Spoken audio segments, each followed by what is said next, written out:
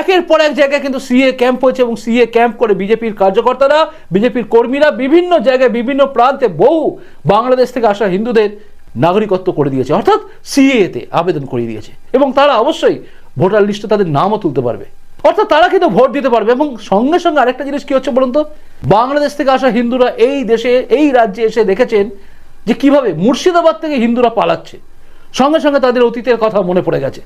যে আমাদের বাংলাদেশ থেকে পালিয়ে আসতে হয়েছিল, আজ তৃণমূলের রাজত্বে মুর্শিদাবাদ থেকে হিন্দুদের পালিয়ে মালদায় আসতে হচ্ছে, অর্থাৎ সেই পালানোর গল্পটা আবার আসছে। কথায় আছে ঘর পড়া গরু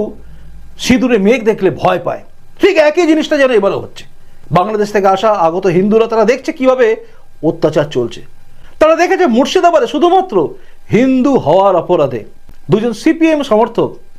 তাদের দুজনকে খুন করা হলো, হরগোবিন্দ দাস এবং চন্দন দাস। তারা দেখছে, দেখুন আপনি আমি যারা আঘাত পাইনি তারা কিন্তু এই বিষয়টা বুঝবো না, কিন্তু যারা আঘাত পেয়ে এসছেন, যারা শুনেছেন, তাদের ঠাকুরদা বলুন, বাবা বলুন, বা তাদের বাড়ির মা বলুন, কেউ বলুন, কেউ না কেউ বাংলাদেশ থেকে পালিয়ে এসছে বা তারা নিজেরা এসছে, তাদের সামনে কিন্তু পরিষ্কার চিত্র হয়ে যাচ্ছে যে যদি আমরা এই রাজ্যটা আমরা ঠিকভাবে রাখতে না পারি, এই রাজ্যে যদি তৃণমূল সরকারকে হাঁটাতে না পারি, তাহলে এই রাজ্যে একই ভালো হবে এবং এখান থেকে আমাদের পালাতে হবে।